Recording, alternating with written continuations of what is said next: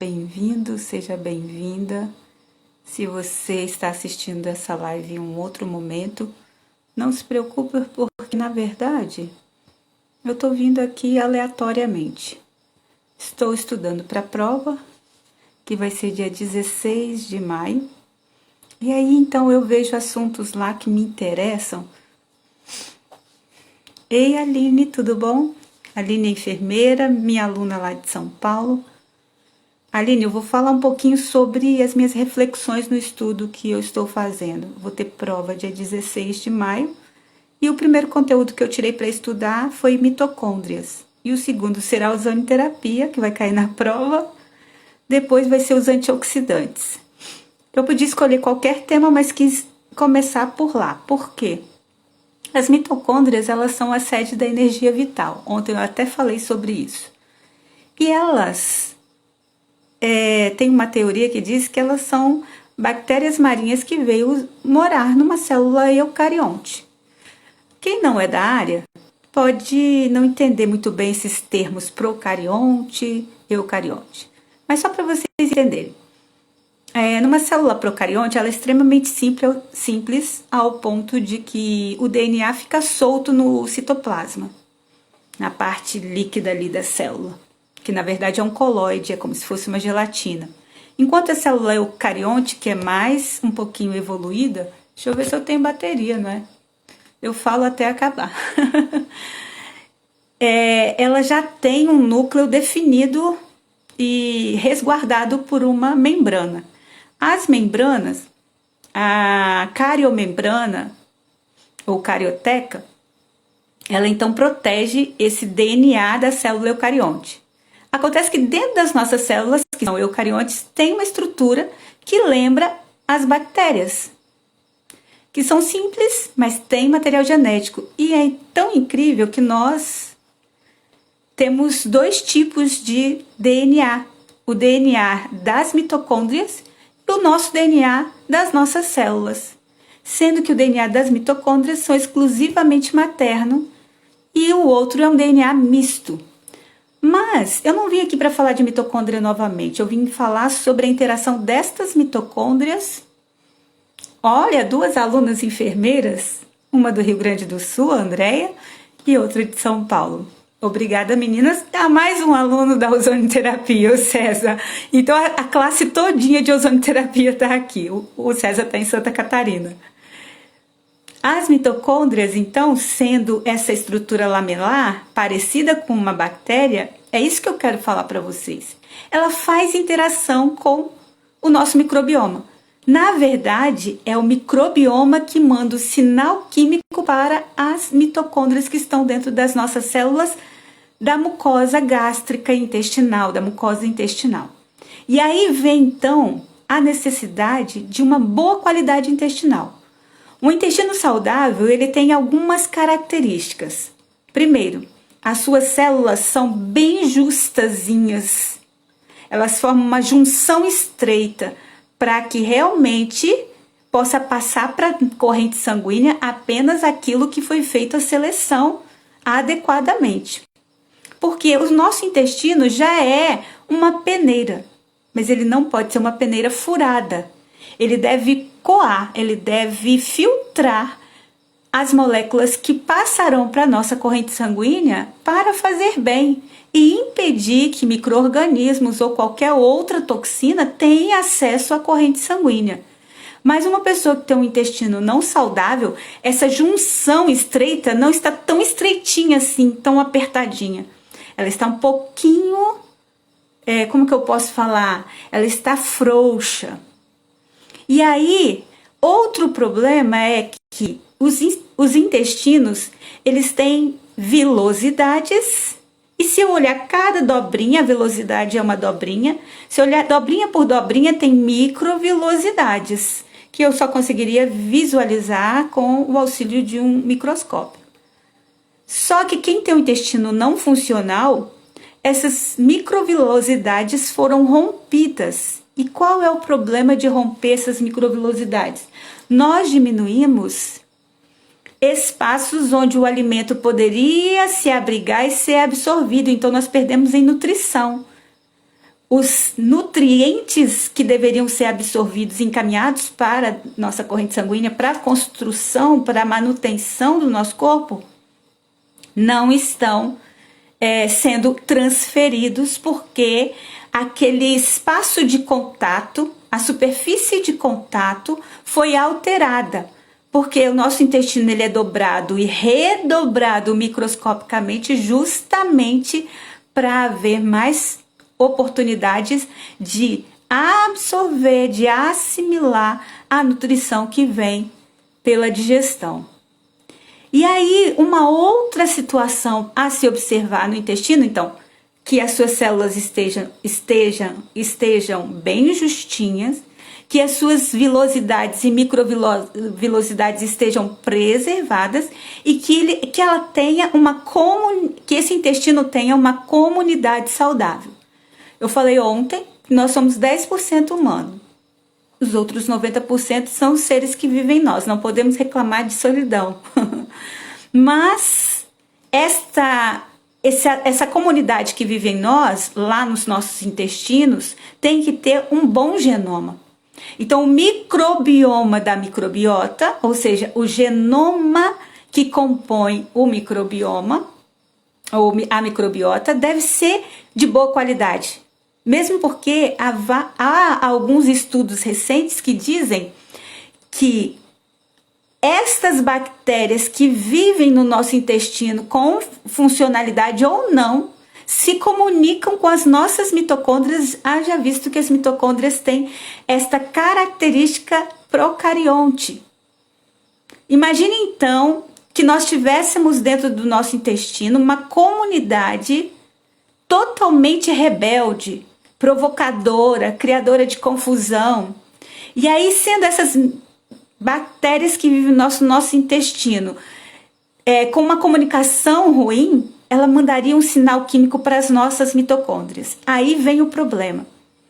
Então, já que elas falam a mesma língua, olha bem, gente, as bactérias que vivem no nosso intestino conseguem se comunicar com as mitocôndrias que vivem nas nossas células. E se essas bactérias não tiverem um bom discurso, vai mandar um sinal químico para as nossas mitocôndrias. E as nossas mitocôndrias são responsáveis pela produção da nossa energia. E as doenças crônicas, degenerativas, as doenças da idade, elas têm a ver com uma mitocondriopatia, ou seja, com uma doença das mitocôndrias. E aí, se eu não tenho um intestino saudável, com bactérias que beneficiam a comunicação, as nossas mitocôndrias também estariam sendo prejudicadas por conta de uma comunicação truncada. Então, escolher o que vai se comer, pensando em repovoar ou dar comidas para as boas bactérias, é pensar na saúde como um todo, já que tem vários estudos mostrando que o nosso microbioma se comunica com as nossas bactérias. Aí, mais uma aluna entrou agora. Então, Rúbia, Andréia, César, que estão aqui, que são alunos. Brígida foi minha aluna, não desse curso de agora, mas já foi de outro. Só tem aluno.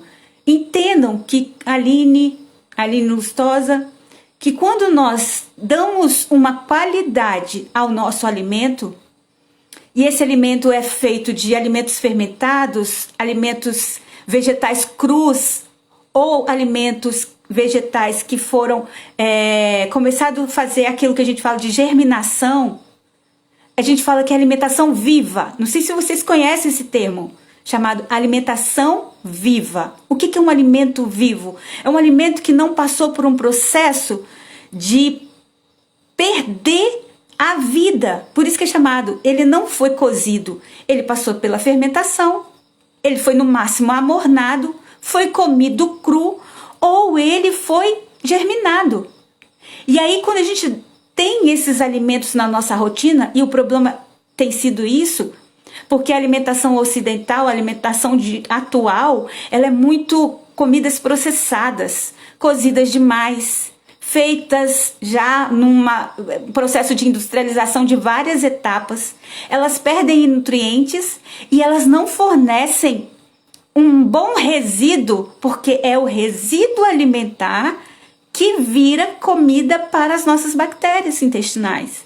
Então, quando a gente come um alimento com pouca fibra, muito cozido, com substâncias químicas que vão alterar a condição dele fermentar, porque nós precisamos ter alimentos que fermentem, não o excesso da fermentação. Por isso a gente deixa o alimento de molho, por isso a gente coloca temperos como, por exemplo, o orégano, o louro, para poder evitar essa fermentação. Mas tem que fermentar um pouquinho para dar alimento para as boas bactérias, para que elas possam se comunicar lá com as nossas mitocôndrias, já que elas são irmãs de outras mães. É como se elas conseguissem se comunicar, mandando informações, algumas boas, outras não. Então, quando eu criei aquela minha regra do prato, eu falo 50, 30, 20. Eu falo 50% do prato de vegetais crus. Mas a gente pode usar o vegetal cru fermentado, que aí eu vou dar realmente, além de fibras que são prebióticos, nós vamos dar também boas bactérias, que são os probióticos. Ei, Ciane, tudo bom, querido? Você quer participar ao vivo? Vou entrar. Minha aluna na graduação, no curso técnico, acho que na pós também, não é, Lu? Lu, você tá por aí ainda? A Ju apareceu por aqui. Eu acho que a Ciane não quer entrar mais. Mas, para finalizar esse tema, vamos então falar sobre isso com os nossos pacientes. Recomendar a eles alimentos fermentados. Você não quis entrar, não? Parecia que você queria. Vamos recomendar aos nossos pacientes alimentos fermentados. E olha bem que interessante. Aqui em casa nós fazemos chucrute. Gente, é a coisa mais fácil de fazer chucrute. Você pega o vegetal, quem quiser aí, fala comigo lá no privado que eu mando a receita de chucrute. Hoje mesmo eu coloquei a receita, hoje não, foi ontem, de um fermentadinho que é um chucrute, que é feito não só porque tradicionalmente o chucrute é feito com o repolho roxo, repolho branco, mas você pode colocar outros vegetais, e aqui em casa a gente coloca sempre cenoura ou beterraba. Você tem que ralar e cortar os vegetais, tirar toda a água que a gente conseguir, colocar uma salmourinha de sal que tem que ser 3% para cada grama, não lembro quanto que é, porque eu sempre leio a receita. Essa salmourinha, a gente tem que empurrar o vegetal para que ele não fique em contato com o ar, somente com o líquido formado, e deixar alguns dias. A partir do 8º dia, você já tem um fermentado. E ali você vai ter criado o quê? Você vai ter trabalhado quimicamente o vegetal. Mas existe uma outra receita de fermentado que eu ensino aqui, que é a fermentação de um dia para o outro, que é o kvass, que é uma bebida fermentada russa, originalmente feita com beterraba, mas você pode fazer com outras frutas. Com frutas, desde que tenha uma forma de startar, de ligar isso. E como que a gente liga essa fermentação no kvass? Usando um pacotinho de fermento para pão, porque o fermento para pão é cepa, são bactérias, são colônias de bactérias. E existe ainda um fermentado mais fácil de fazer, que é o vinagre de maçã, ou vinagre de banana, no caso eu faço aqui em casa. Porque eu não consigo maçã orgânica, então eu consigo a banana orgânica. Eu corto essas bananas e deixo elas com casca e tudo. Elas têm que estar bem madurinhas, dentro de um recipiente com tampa. A cada 2, 3 dias eu vou lá e abro um pouquinho, e fica 15, 20, 21 dias fermentando. E eu uso esse vinagre aqui em casa, é um vinagre vivo. Esses alimentos são vivos. E para que servem esses alimentos vivos? Justamente para repovoar o nosso intestino, para que as boas bactérias se comuniquem com as nossas células, mandem o sinal químico para as nossas mitocôndrias, produzir energia. Aí, gente, quem tem energia não adoece. Ela passa o tempo, mas não envelhece com tanta rapidez. Tem uma memória boa, tem facilidade de adequar-se ao novo, que a gente vai envelhecendo, a gente vai ficando mais rígido. Rígido que eu falo não é só fisicamente, a gente fica rígido também mentalmente. Então, eu estou diariamente comendo alguma coisa fermentada. E você? Fala para mim. Vocês usam algum fermentado na comida de vocês? O vinagre mas não o vinagre que você compra por R$ 5, R$ 2 o litro. Aquele é um fermentado que já perdeu o efeito, porque foi tão industrializado. Esses dias eu estava no supermercado, tinha um casal olhando o preço do vinagre de maçã orgânico. E eles falaram bem assim, nossa, que vinagre caro. Aí eu não aguentei e fui conversar com eles e falei, dá licença, eu sou terapeuta e trabalho com terapias naturais. Esse vinagre, ele não é apenas um alimento, ele é um tratamento. Ele melhora a circulação, ele ajuda você a controlar a pressão, ele melhora a digestão. E fui falando, aí eles pegaram ali. E a Yakult não, Lu. Sabe por quê? Vou te contar. Ali dentro é resíduos do leite. O Yakult é uma falácia, é uma mentira que nos venderam, porque a gente sempre achou que aquilo eram boas bactérias. Mas, na verdade, é um grupo muito reduzido de micro-organismos e não são das melhores cepas.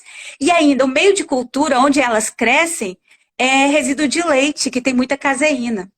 E aí não faria bem. Você quiser aprender a fazer um iogurte ou um Yakult saudável, você precisa ter o quê? Você precisa comprar colônias que a gente compra às vezes em casa de produtos naturais, ou a gente compra, por exemplo, também em farmácias, com lactobacilos. E pede com com bilhões de cepas. Muito, porque aí vai ter uma comunidade mais diversificada. E faça o leite de vegetal, ou leite de coco, ou leite de castanha, ou leite de amendoim. E aí você coloca essas colônias ali e deixa num ambiente levemente aquecido. Você pode amornar esse leite vegetal, colocar ali as cepas, amornar, não pode ser quente demais não. E deixar num lugar fora da geladeira, igual faria um iogurte natural. Tá bom? Eu já fiz muito iogurte natural de leite e faria novamente, porque uma vez ou outra tomar não vai fazer mal. Agora, gastar dinheiro com Yakult, eu tenho uma receita no meu canal de fazendo o iogurte natural. E lá eu falo que se você pegar esse iogurte natural, passar ele por um coador tipo Melita, aquele resíduo que está lá embaixo é o Yakult, é o Whey Protein. Então, gente, mesmo que eu hoje não usaria coisas de leite, ele é mais saudável do que comprar o Yakult. O César colocou assim, olha, uso somente o vinagre de maçã orgânico. Muito bem, César. E a gente aqui faz o vinagre de banana. Terminando essa live, sabe o que eu vou fazer? Eu vou compartilhar com vocês a receita da minha sogra de vinagre de banana, que é a que a gente faz aqui. Gente, mas é assim que eu falei. Você lava as bananinhas, não muito, porque elas são orgânicas. Se você lavar muito, você vai tirar justamente a bactéria que a gente quer que fermente, que está na casca. Você corta com casca e tudo e deixa num vasilhame. Mas eu tenho ensinado diariamente alguma coisa de fermentado lá no grupo de mentoria. E esse grupo de mentoria, você participa comprando um e-book meu de R$ 29,07. Mas se você não quiser comprar, dá uma passeada pelo meu feed que você vai achar a receita do cavaz, a receita do vinagre de banana, você vai encontrar o kimchi, que eu já coloquei aqui outras vezes. Então, não estou falando isso para ninguém comprar os meus e-books, não. Mas no e-book você vai ter orientações que você, às vezes, não consegue aqui, tá? Mas eu nem vim aqui para conversar isso, eu vim aqui para falar. Olha o que eu descobri estudando para a prova. Que ter um bom microbioma, ou seja, ter bactérias de boas qualidades no nosso intestino, faz com que nós tenhamos uma otimização das nossas células, porque esse microbioma se comunica com as nossas mitocôndrias. Porque as mitocôndrias se parecem com as bactérias, e na verdade tem até uma teoria que diz que essas bactérias, que eram bactérias marinhas que vieram morar no nosso corpo. O César falou. E a tal da kombucha, perfeito. Kombucha, kefir, preferencialmente de água. Mas eu falo para vocês, não é todo mundo que tem problema com a caseína do leite, não. Porque o kefir tira a lactose, gente. O kefir tira a lactose. Então, quem tem intolerância à lactose, fica livre quando usa o kefir. Mas o kefir de água, eu acho que minha bateria vai acabar. Deixa eu olhar, 9% só. Dá para me terminar minha conclusão aqui. O kefir de água usa um agrupamento, acho que é Saccharomyces, eu não lembro qual que fermenta a água com açúcar mascavo. Mas, vamos finalizar? O que vocês aprenderam comigo hoje? Que as mitocôndrias são procariontes. Então, são parecidas com bactérias. Inclusive, tem uma teoria que chama elas de bactérias marinhas que vieram viver no ser eucarionte. Nosso intestino tem uma comunidade. Essa comunidade são de bactérias que devem ser benéficas. Porque se elas não forem benéficas, elas vão fazer o quê? Elas vão comunicar com as nossas mitocôndrias. E comunicando com as nossas mitocôndrias, elas vão fazer como se fosse uma sinalização errada para as nossas mitocôndrias e podem envelhecer as nossas mitocôndrias. Então, ter um intestino com uma boa comunidade, com boas bactérias, fazem com que nós tenhamos uma possibilidade de rejuvenescimento mitocondrial, de proteção mitocondrial. Como que eu tenho um intestino saudável? Me alimentando com prebióticos, que são fibras, são alimentos que vão dar comidinha para as boas bactérias, e se alimentando também, tendo uma alimentação com alimentos fermentados, que vão fornecer novas colônias. A Thelma perguntou, o de água é muito ruim? Ô, Thelma, você falou, faz com leite de coco, fica parecendo um iogurtezinho. Nunca é igual o iogurte de leite, né, gente? Leite é leite, né? O kombucha, o César sabe o que é, eu acho que ele só corrigiu, para quem não sabe. Ah, deu uma pausa aqui. Será que eu voltei? Vocês estão me vendo ainda? Se tiver, fala. No meu deu uma pausa. O kombucha é uma colônia que tem fungos, bactérias, tem vários tipos de micro-organismo. E ele dá um sabor avinagrado. E a gente pode fazer uma segunda fermentação dele, fica parecendo um refrigerante. Tipo Kvass também, que fica parecendo um refrigerante. Eu gosto muito de kombucha, mas eu prefiro o Kvass. Eu acho que o sabor do Kvass é menos intenso. E eu tenho colônia de kombucha, eu já tive kefir de água, eu perdi, já tive kefir de leite. Faço muito o chucrute, que é super simples, faço o kimchi. O kimchi é coreano, é uma receita coreana, e o Kvass é uma receita russa, e aquele outro que eu falei, chucrute, é uma receita alemã. E aí, então, todos eles vão ser... E outra coisa, a alimentação orgânica nos fornece também os germes da terra. Então, quando a gente compra um alimento orgânico, e por isso que é errado ficar lavando demais o alimento orgânico, porque você vai perder os bons micro-organismos que vieram daquela terra. Se ele é orgânico, ele foi cuidado numa terra saudável. Então, não é que eu vou deixar sujo, mas ficar higienizando demais.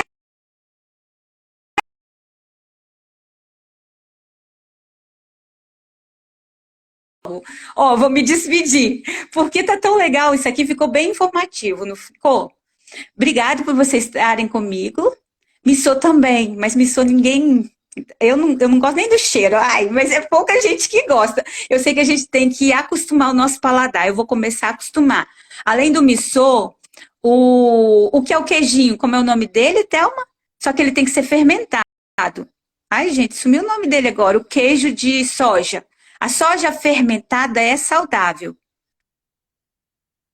Esqueci o nome agora. Quem é que lembra aí? O queijinho de soja. Missô, natô e tem mais um. Vocês lembram, não? Sumiu demais da minha mente aqui. Mas o queijo fermentado, tofu, perfeito. O tofu, ele é extremamente saudável. O problema é que no Brasil tudo se adultera. A maioria dos queijos tofus não são fermentados, eles usaram coagulante. Estão nos enganando. Então, se você sabe fazer leite de soja e sabe fermentar, faça a sua coalhada de leite de soja. Porque o tofu nada mais é do que uma coalhada de leite de soja. Ai, gente, eu tive uma ideia. Eu acho que eu vou fazer uma coalhada de leite de castanha. Nossa, o queijo de castanha é maravilhoso, é maravilhoso. Eu sei fazer coalhada, eu já fiz vários cursos. E vocês que são meus alunos, eu vou colocar lá no grupo agora a arte da fermentação. Eu tenho um livro que é do Sandler. Esqueci o primeiro nome dele. Esse se chama A Arte da Fermentação. Você sabe fazer, Thelma? Então você vai compartilhar com a gente. Gente, um forte abraço e deixa eu fechar a live antes que ela se perca. Tchau, tchau e obrigada.